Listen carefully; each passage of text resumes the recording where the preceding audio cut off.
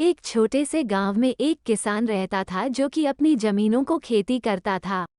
एक दिन गांव में चुड़ैल की अफवाह फैलने लगी थी कि रात्रि में वहां चुड़ैल घूमती है, जो किसानों के खेतों में जाती है और उनकी फसल को बर्बाद कर देती है। किसान ने इन बातों पर ध्यान नहीं दिया, लेकिन एक रात उसे अपनी जमीन पर कुछ अजीब आवाजें सुनाई दी। वो देखने के लिए बाहर निकला तो उसने देखा कि एक चुड़ैल उसके खेतों में है, जो कि उसकी फसल को नष्ट कर रही थी। किसान ने बहुत सोच विचार करके एक योजना बनाई। वो अपने चेहरे पर बाजार से लाई एक विशेष चमड़ी का मास्क पहना और अपने खेत में चुपचाप बैठ गया। जब अगले दिन चुड़ैल आई और उसने किसान को देखा, तो वो डरकर वहां से भागने की कोशिश की।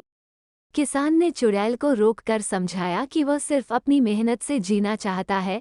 चुड़ैल को उसकी बात समझ में आई और उसने किसान की मदद करने की प्रतिज्ञा की। उस दिन से वो किसान की सहायता करती रही और उसकी फसल की रात में देखभाल करती थी।